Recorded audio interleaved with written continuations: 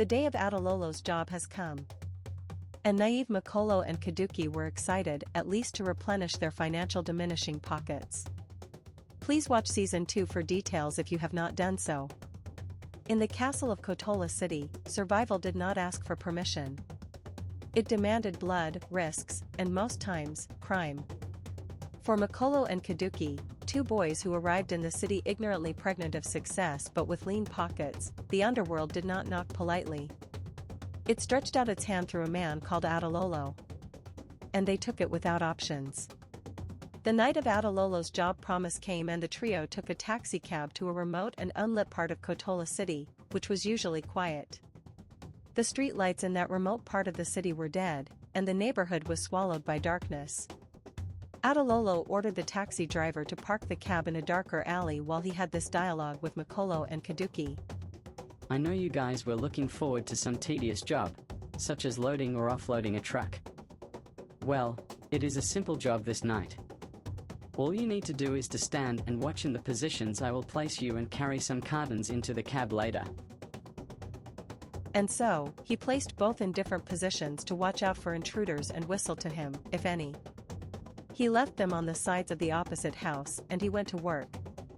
For about an hour he was at work, burgling the side door of a pharmaceutical shop and carting some cartons of drugs to the dark alley.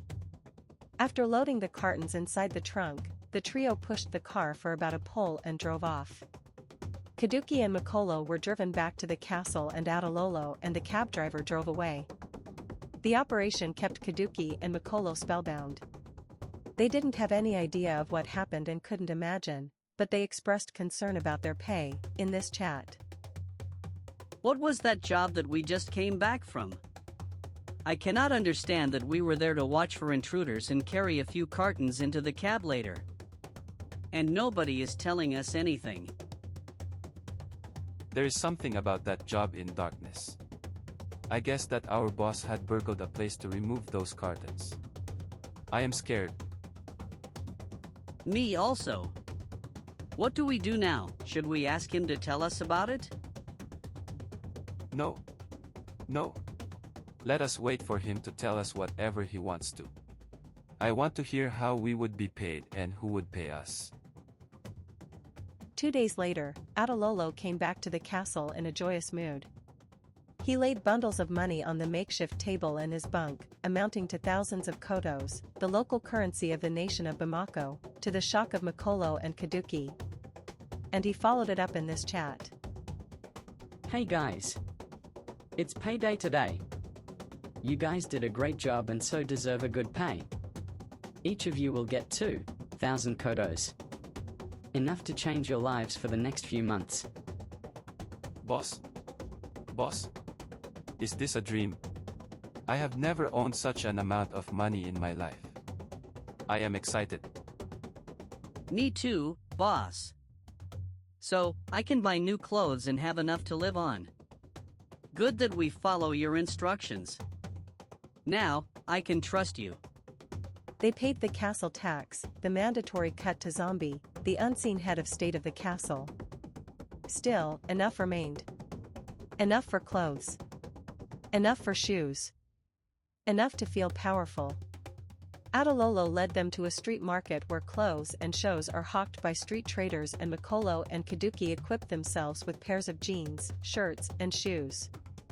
That night, both Johnny Just Come, JJC, could not sleep. They stared at their new shoes, their new clothes, and Makolo confessed. I cannot believe that I am now a trouser owner, first time in my life. What about me, my friend?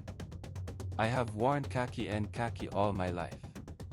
I wish that wicked man, called Alabosai, can see me now. 2 months later, Atilolo led them again, this time to an electronics shop on the outskirt of Kotola. A lone night guard sat outside. He never saw them coming. They subdued him without bloodshed and carted away televisions, radios, speakers, and other valuable gadgets. Money flowed again, more than before, and they ate well. They laughed louder. Makolo and Koduki felt the world had come to their feet and were full of zeal for more night jobs.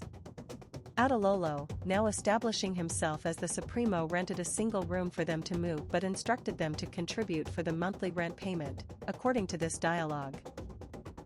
I truly commend you guys for the active roles you played in the 2 jobs we have done. Now that you can do the job, we need to strategize. I'm getting a room for both of you, so you can live outside the castle, but you will have to pay for the rent after the next job. Is that okay? Yes, boss. It is a good idea. Yes, boss. I like it that we get a place outside this castle. Makolo and Koduki moved into a single room, furnished with only a double bed by Atilolo. About 3 months later, Atilolo took his gang members to another Kotola suburb to burgle a pharmaceutical shop and successfully carted boxes of pharmaceutical products away. But luck ran out of them as their getaway car was stopped by a police patrol van. And this confrontation. Where are you all coming from in these dead hours of the night? And what do you have in the car trunk? We are coming from our village. And we have only our personal properties in the car trunk. Can you please open the trunk of your car for our search? Officer! We are in a hurry to catch an early train to Kotola City. Please take this from me for your colonut. What? Are you trying to bribe me? You must open your car trunk. We must check the content in that car trunk. Come on. Open it now. And so, the police officers got the trunk opened, found cartons of stolen pharmaceutical products, and arrested the gang with their car. The trio were formally charged to court after the owner of the pharmaceutical shop lodged the report of the burglary and identified the products. A few days later, the courtroom smelled of dust and powder. Charges were read. Evidence presented. Judgment delivered. Makolo and Koduki received 5 years imprisonment each with hard labor. Atilolo was discharged and acquitted.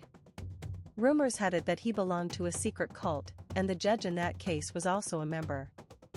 In his judgment, the judge said, The first accused is found not guilty for want of evidence. It has not been proved that he was the leader of the burgling gang. The second and the third accused are guilty as charged. And each of them is sentenced to 5 years imprisonment with high labor.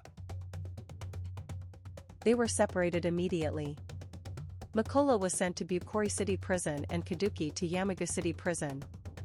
Their friendship, togetherness, and brotherhood ended at the courtroom. Kotola Prison did not welcome newcomers. It baptized them. Makolo was thrown into the welcome cell, crowded with hardened inmates. Slaps rained and urine drenched on him. He slept on the bare floor, no blanket, no dignity. And here is his welcoming reception. Welcome to Reality Republic, boy. Here, we have a Presido. Sitting down there. You have become the Presido 8 as a newcomer. What you have just experienced was a reception. It is different from the punishment for failing to perform your task well. Understand? Yes. Please have mercy on me. I am the only son of my mother. Makolo was placed under the rule of the cell chairman. His food rations were seized for 3 days. Every night, he fanned the chairman with a handmade fan. Until another victim arrived. After 3 months, Makolo was moved to the prison's dormitory hall. Another harsh reception followed. But his spirit hardened from his orientation in the welcome cell, and he was able to endure emptying the nightly urine bucket and scrubbing the floor with a razor blade. A year later, Makolo qualified to choose a trade to learn. Among the trades listed was adult education, and he chose that. At 18, he held a pencil like a weapon. Within his second year in the prison, he learned to read, write, and count from 1 to 100 with simple calculation. In his final year, Makolo met Janako, a 27-year-old inmate. Janako admired his brilliance. Janako was not an easy-to-teach and concentrating student, and he had to rely on Makolo to pass the tests. And they often had chats as, My friend. You are sharp and brilliant. Men like you can make money without stealing. You can buy and sell anything. You are good with figures and you can work out your profits in trading. Thank you for your observation and giving me hope when I leave the prison. The words of Janako made Makolo believe that a future existed for the first time since his prison incarceration. Janako finished his sentence 4 months earlier than Makolo. Before leaving the prison yard, he pressed his contact address into Makolo's palm and told him, "Come to me when you're discharged from prison, and I will help you find life again." Thank you, I will come. Makolo held on to that promise like oxygen. To him, Janako's offer solved the problem of his rehabilitation after prison life, most especially not having to return to Atilolo in Kotola's castle.